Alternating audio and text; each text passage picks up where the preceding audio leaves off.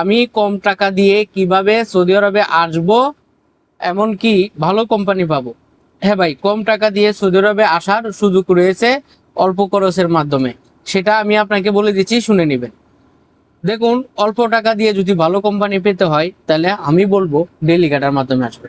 ডেলিগেটা কি আপনাদের নাম শুনছেন?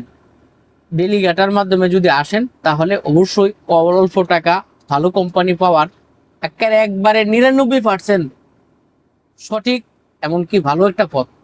99 ভাগ আপনি সঠিক ভালো একটা কোম্পানি পেতে পারেন যদি ডেলিগেটার মাধ্যমে আসেন। ডেলিগেটার কোথায় পাবেন? ডেলিগেটার পাবেন হলো এজেন্সির কাছে। কোন এজেন্সির কাছে পাবেন? গ্রাম্য দালালের কাছে না, পাবেন হলো আপনি যে সব এজেন্সির সরকারি লাইসেন্স রয়েছে, যেসব এজেন্সি সরকারি লাইসেন্স রয়েছে এইসব এজেন্সির কাছেই ডেলিগেটা যায়। আচ্ছা, ডেলিগেটা মানেটা কি? এটা তো আমরা বোঝার দরকার আছে না? একটু বুঝি।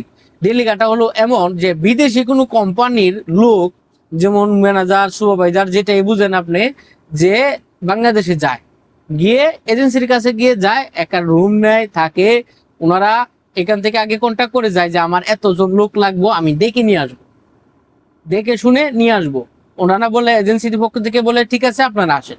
তখন যায়, গিয়ে একটা সার্কুলার দেয়। সার্কুলারের মাধ্যমে দালালরা বিভিন্ন জায়গা থেকে লোক সংগ্রহ করে এনাদের যে চাহিদার লোক লাগবে সেই কাজের।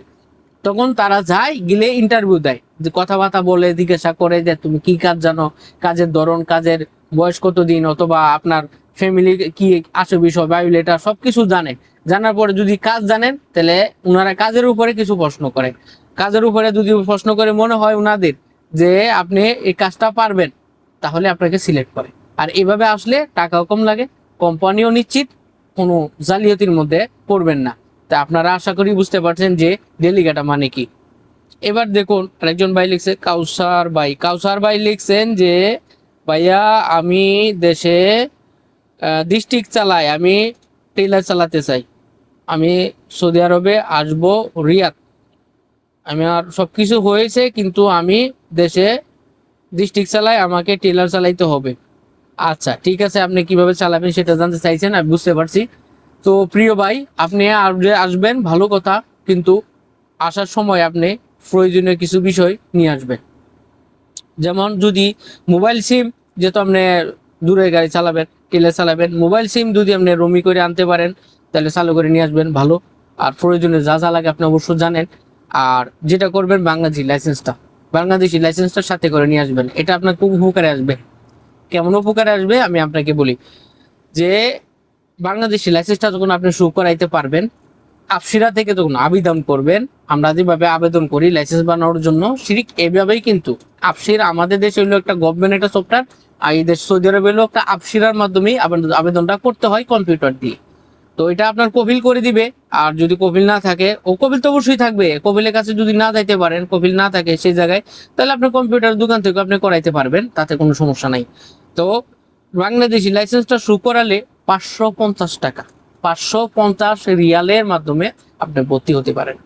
এবার আসা যাওয়ার খরচটা এক্সট্রা, মেডিকেল খরচ এক্সট্রা, আর যদি অন্য অন্য কোনো খরচ লাগে সেটা তো বুঝে নেই, সেটা আপনার। কিন্তু আপনি 550 রিয়ালের মাধ্যমে ভর্তি হয়ে যেতে পারতেছেন, কিন্তু সুযোগটা কিন্তু পেয়ে যাচ্ছেন। 5 দিনের কোর্স, 5 দিন ট্রেনিং করবেন, 550 রিয়াল জমা নিবে তারা।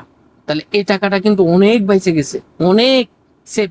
যদি বাংলাদেশি লাইসেন্সটা থাকে, শু করাইতে পারেন যে আপনি আগে ড্রাইভার ছিলেন, দেশে আপনি গাড়ি চালাইছেন। তো আশা করি এটা বুঝতে পারছেন। এবার আপনি আসেন, আপনি যে কোনো কোম্পানিতে কিছুদিনের জন্য চাকরি নিতে পারেন, কিছুদিনের জন্য ইন্টারভিউ দিয়ে চাকরি নিতে পারেন, যে কোনো ভাই বাজারের মাধ্যমে নিয়ে কয়দিন যদি গাড়ি চালাই আসেন, তাহলে আপনার জন্য খুবই ভালো হয় ভাই। কেন ভালো হয় জানেন? যে একটা ইশারায় যদি ভুল করেন, তাহলে আপনার 3000 টাকার মতো জরিমানা আসতে পারে। 3000 রিয়াল বাংলাদেশে প্রায় 1 লাখ টাকা। ভাই স্যালারি যা পাবেন তা থাকবে না। যেমন আপনার ইশারা বলতে কি বোঝায়? সিগন্যাল লাইট অমান্য করলেন, সিগন্যাল অমান্য করলেন, আপনার একদিকে যাওয়ার কথা আরেকদিকে গেলেন, এক রোডেতে অনেকগুলো রুট থাকে ভাই, বাংলাদেশের মতন এরকম সহজ সহজ রাস্তা না ভাই, অনেক কঠিন। একদিক থেকে একদিকে যাওয়ার সময় আপনি ভুল করলেন, অথবা ভুল কাটিং করলেন, ছোট গাড়ির রাস্তায় আপনি চলে গেলেন, বড় গাড়ির লেন একটা, মিডিয়াম গাড়ির লাইন একটা, একবারে ছোট গাড়ির লাইন আরেকটা, high speed, low speed, medium speed, 3 স্পিডের জন্য 3 ধরনের 4 ধরনের গাড়ির ক্যাটাগরি, আলাদা আলাদা লেন থাকে। লেন যদি আপনি না বুঝেন, ভুল করেন, তাহলে কিন্তু গ্যারাম আসবে।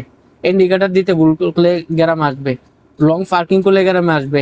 আবার ইউটার্ন নেওয়ার জন্য ছোট গাড়ির জায়গায়, যেখানে ইউটার্ন নেওয়ার জায়গা রয়েছে, রাস্তা কিন্তু বড়, সেই জায়গায় যদি আপনি গাড়িটা ইউটার্ন নিয়ে নেন, গ্যারাম আসবে। আবার মিডিয়াম গাড়ি যেখানে ইউটার্ন নেই, সেখানে আপনি নিতে পারবেন না। যেখানে বড় গাড়ি ইউটার্ন, সেখানে বড় গাড়ি নিতে পারবেন। তা আশা করি এই সমস্ত বিষয়গুলো আপনারা যদি জেনে বুঝে আসেন, তাহলে আর বড় গাড়ি চালাতে খুব বেশি অসুবিধা হবে না। তো আপনি জেনে গেছেন, ধন্যবাদ আপনাকে, অসংখ্য কমেন্ট করেছেন আপনি। তো দ্বিতীয় না, দুঃখিত, উনি লিখেছেন যে ভাই, আমি দ্বিতীয়বারের মতো বিদেশে যাচ্ছি। এর আগে ছিলাম কাতার, লেবার ভিসায় গিয়েছিলাম। এখন আমি আসতে চাচ্ছি যে হাউস হাউস দুঃখিত, ওনারা আসলে বানানটা ভুল হয়েছে, যে হাউস ড্রাইভিং হিসেবে আসতে চাই, এটা হয়তো উনি বলতে চেয়েছিলেন, আসলে বোঝা যাচ্ছে না। আচ্ছা, যাই হোক, হাউস ড্রাইভিং করতে যদি আপনি আসেন, তাহলে প্রাইভেট কার চালাতে হবে। হাউস ড্রাইভিং মানে প্রাইভেট কার, হয়তো পাজারো, প্রাডো, এক্স করোলা, ফিমিও, এই সমস্ত গাড়ি হবে আর কি। প্রাইভেট মানে তো প্রাইভেট। তো এই সমস্ত গাড়িতে যদি আসেন, তাহলে আপনারা যে সুযোগ সুবিধা পাবেন, ভাই আমরা এক কথায় আমি আপনাদেরকে বুঝাই দিই, বাংলাদেশে যারা আমরা প্রাইভেট চাকরি করছি, হাউজে বা অফিসে, যখন যা মন চায় তা করছে না ভাই। এমনকি প্রাইভেট ড্রাইভার আছে, বলতে পারবেন যে আপনি ঠিক মতো খাইতে পারছেন, ঘুমাইতে পারছেন, খাওয়ার সময় খাইছেন, খাওয়ার সময় কুত্তার মতন দৌড়াতে হয়েছে। কেন একটু বাজে ভাবে বলতে হয়, এই কারণে কোনো টাইম টেবিল সময় কিচ্ছু নাই। যখন সে বলবে, যখন ইচ্ছা তখন যেখানে যাবে সেখানে আপনি নিয়ে যাবেন। প্রাইভেট প্রাইভেট ডিউটি হলো এই। আর এখানেও প্রাইভেট ডিউটি ধরনের এরকমই, তবে এখানে একটু আলাদা।